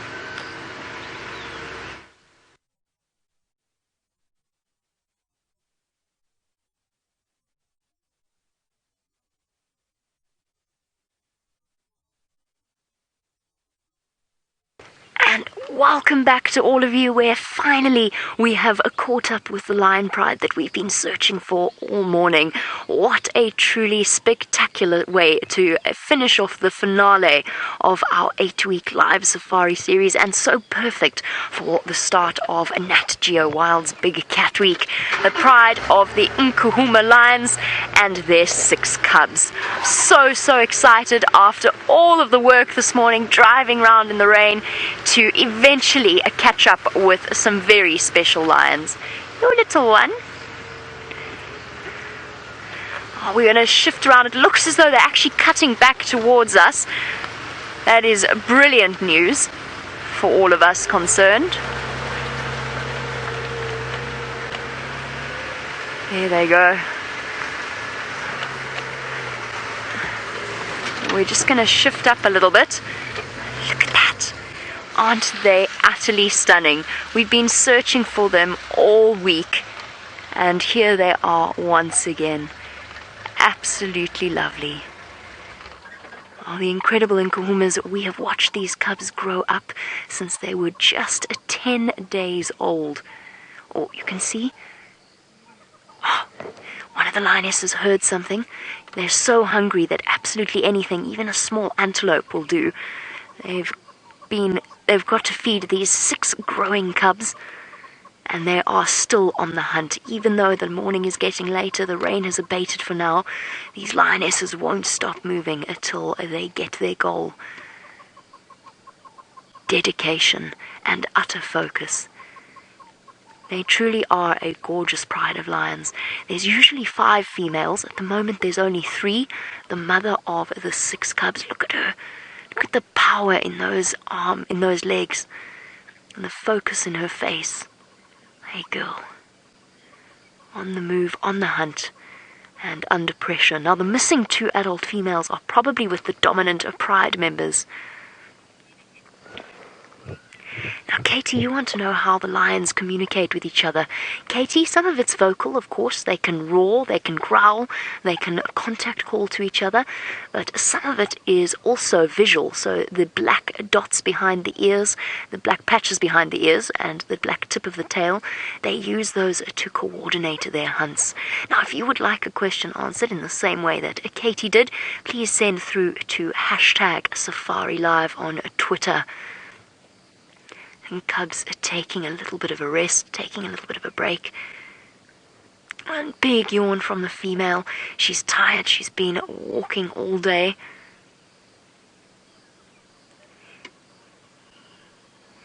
They've stopped for now. Time to have a little bit of a break. Look at that. You can see, if you look in their bellies, between their back legs, you can actually see the droop to it, the flap of skin that's showing. And that is what immediately tells us that these are very, very hungry cats. And there's scars. She's got old injuries on her elbow. These lions have been through the wars recently, but that hasn't stopped them. At one stage when we were watching the Nkuhumas, they were killing a buffalo a day in the drought. And it's been an astounding privilege to actually watch and follow the story of these lions. There were originally 8 cubs. 2 of them were struck by a disease known as white muscle disease, and the other cubs started to show symptoms as well. Even the adults were showing symptoms. It manifested itself in paralysis, and all it turned out to be was a vitamin deficiency that was caused by the diet that they were eating, which ultimately was caused by the drought. But for us, having become so attached to these cats, it was a truly tragic loss, and yet at the same time, coupled with the joy of the fact that they recovered fully. I'm so glad that our morning has gone in this fashion. We're going to sit here with the Nkuhumas. In the meantime, I think it's time for you to go and have a look at Matilda. There is Matilda, everybody. She's staring down the barrel of the microscope. She is a beautiful, beautiful creature, is she not? You can see why I've fallen utterly in love with her.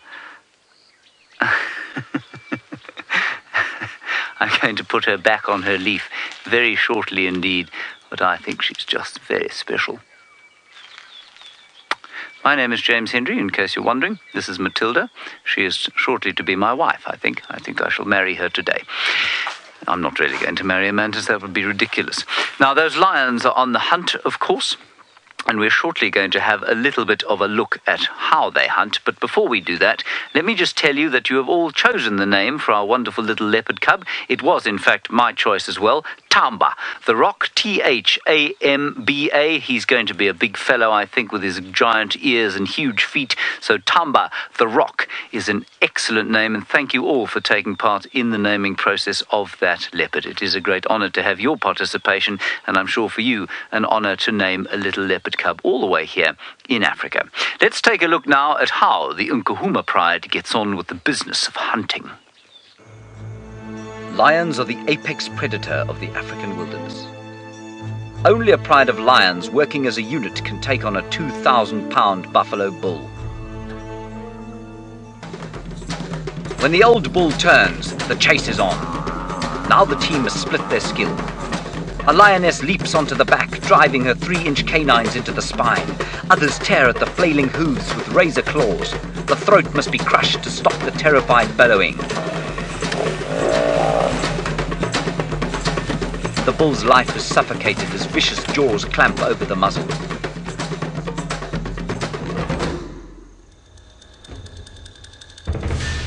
But teamwork on the hunt doesn't mean an equal share at the table.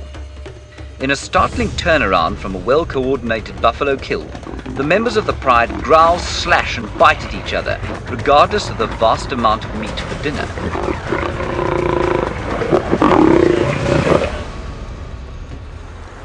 But lions don't have to work in teams.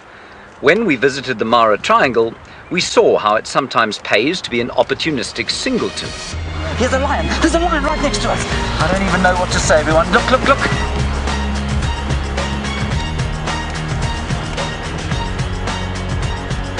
Look at this.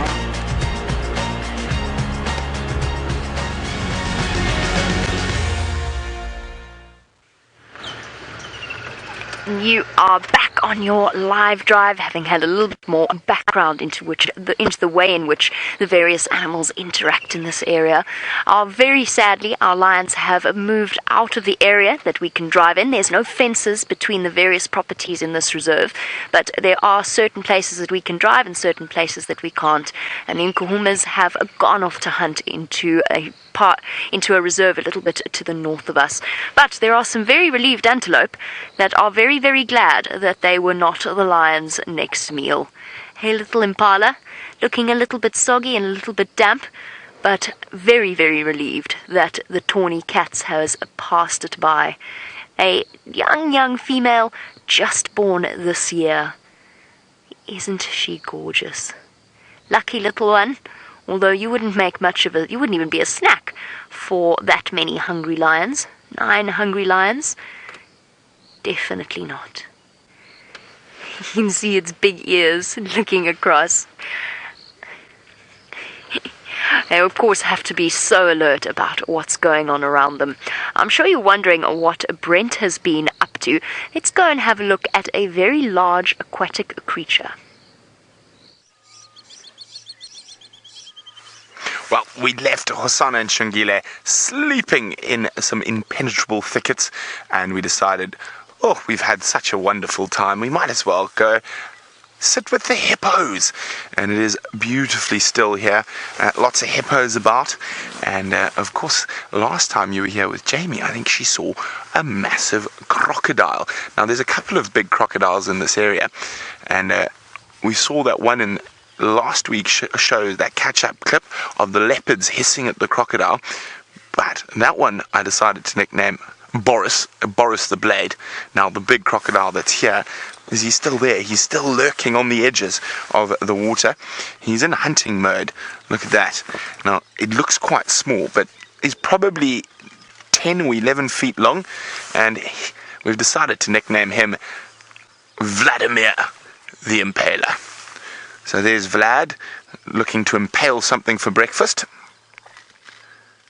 Remember, hashtag Safari Live if you want to ask any questions about Vlad the Impaler or the hippopotamus. Of course, I'm not referring to Vlad the Impaler, who started the legend of Dracula, but Vlad the crocodile at the Chitwa Dam. Oh, it sounds like the hippos are up to. You can just hear them splashing up ahead of us. Now, we're trying to see that tiny baby that we were lucky enough to see a few hours after it was born a couple of weeks ago. And it's amazing how fast these animals grow. I was really hoping with this cool weather some of the hippos might be sort of lounging outside of the water. But it looks like, because it gets quite cold, they're warmer in the water. Now, hippos are very, very interesting. Hello. Oh, look at that. And Kim is wondering, will hippos leave the water to defend their territory? Very seldom, Kim. The water is their safe place. And a very interesting fact about hippos is that they are not territorial outside of the water. So they're only territorial when they're in the water. Now, male hippos' territorial battles will take place outside of the water sometimes, and they can go on for hours, and the noises, the screaming, the roars, you would think that World War III was taking place. Now, they fight over little patches of water that are big enough to hold females, and that's what the battles are about.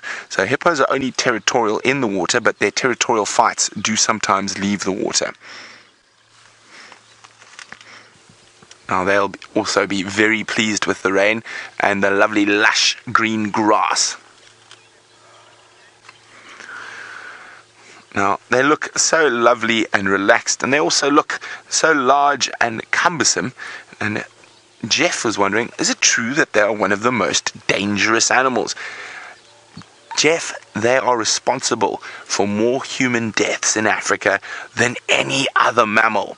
More than lions, more than elephants, more than leopards, more than hyenas. It is the hippopotamus. Now, the reason for this is quite often it happens in the water with local fishermen when they're tending their nets. They might get in the hippo's territory in little wooden dugout canoes, and a big male hippo's bottom canines are absolutely massive, going over 30 inches long. They are razor sharp because they are sharpened against each other, and they can absolutely cut a human being in half. The other time where hippos and people come into conflict is at night. While the hippos are out of the water grazing, they don't feel as comfortable as when they're in the water, and people accidentally walk into them in the dark around villages and things. So it mostly happens in rural Africa, but it looks like the hippopotamuses are not going to leap out of the water. We're quite safe where we're sitting. Now, speaking of another potentially dangerous animal, Stef has got something small and venomous.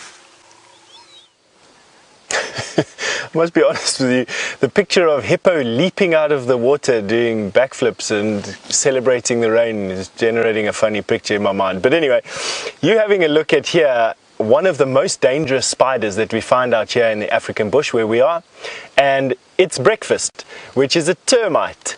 This is a brown widow spider, one of the widows, and this particular spider, if it had to bite you, has a venom that affects your heartbeat and your breathing, and if she had to bite me, it causes intense pain and then difficulty with breathing, a little bit of anxiety. If I had a heart condition, or if I didn't know one, it will probably come out after being bitten by this particular spider, in that your heart starts to beat quite erratically, and even from something as small as your fingernail, which is as big as this particular spider is, that is what you'd get.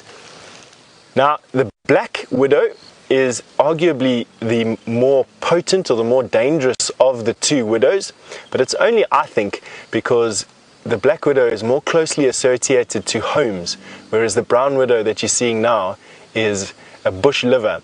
But isn't it incredible that what we're looking at there is her web, and this particular web is called a cob web, not a radial web or a ground web, a flat web, a horizontal web, but a cobweb. And a cobweb is made up of many different types of entanglement snares, and what it's basically designed to do is to trap large animals, and that's exactly what's happened here. This termite has landed onto this piece of grass and got entangled in this cobweb. The spider's come out, subdued it, and now what it's doing is injecting it with venom, which would have killed it, but also its venom starts to liquefy the inside of the termite's body, and that makes it into sort of a termite milkshake, which the spider then sucks dry and sucks out, and will literally suck out the entire husk of this particular termite and then discard the remnants of it, waiting for the next meal. Now, funny thing about these spiders is you think that them being at the top of the food chain, they wouldn't have anything that sort of preys on them, but I've just recently learned that there's a fly larvae that just specifically targets the egg sacs of these particular spiders. What the fly does is land on the spider's egg sac, lay her eggs inside the egg sac. The young fly, the maggot, then lives inside the spider's body. Can you believe that? Actually just living off of the fluids inside the spider's body, and to no apparent effect on the spider. And then all of a sudden it'll kill the spider and erupt out of the spider's body as a fly. Now, if that isn't terrifying, I don't actually know what is. And the fact that I'm surrounded by a cloud of flies, it feels like at the moment, is just making it all that much worse. Much worse than those lions we were walking into just now. Though there's just something about maggots living in my body and then erupting out of me when they're finished growing and living on my juices that just sort of gets me going. Much scarier than being eaten by those lions. Alright, alrighty. We're off to James, who's going to say goodbye for all of us. Now, everyone, remember we have been doing our story of the tadpoles, and you can see the tadpole has become a frog. Isn't that amazing? It would be amazing if it wasn't a complete lie. This is not the same frog, I'm afraid. This is what the frog became. See? No, it didn't become that either. In fact, our tadpoles have performed rather like our caterpillars, disappointingly, to say the least. There they are, swimming around very happily still, but they are inescapably still tadpoles. So I'm going to release them at the end of today, and hope that they will then eventually become frogs of their own volition, perhaps in a natural pan, in a natural piece of water. And if you look carefully there, I don't know if you can see that, David. A bit misty, but there is a very small one there. And that's the size that they were when they started. So they have grown substantially in the last little while, but unfortunately they're not very big yet. And the frog that we got over here, and which I'm going to release shortly, is called a bushveld rain frog. He's a very tiny, tiny little fellow, you saw about the size of my fingernail, and he's now burrowed himself down into the soil. So I'm going to release him, because we're at the end of our series now. So I'll just let him go there. Off you go, young fellow. Marvellous. Now, everybody, you're going to watch something called A Wild Dog's Tale after this, an incredible story of a wild dog who kidnapped and looked after a whole lot of jackal pups. I know that he hunted with hyena and created a pack of 3 different species. It's an astounding tale, and I hope that you enjoy it. Here we have the 2 aeroplanes that we made. You can see David's is hopeless. It's not going to fly. So we're going to try and fly mine. It's beautifully designed. Gorgeous. Here we go. Excellent. And we're off to the air. Right, everybody, thank you very much for joining us. If you have enjoyed these live safaris, which I hope you have, please join us at WildSafariLive.com every single day. At dawn and dusk, that's WildSafariLive.com. You can follow the lives of the characters that you've met, the Nkuhumas, those cats. And a big thank you to all of you for taking part in these safaris. It's been an absolute pleasure, and we hope to see you again very soon indeed. Bye-bye.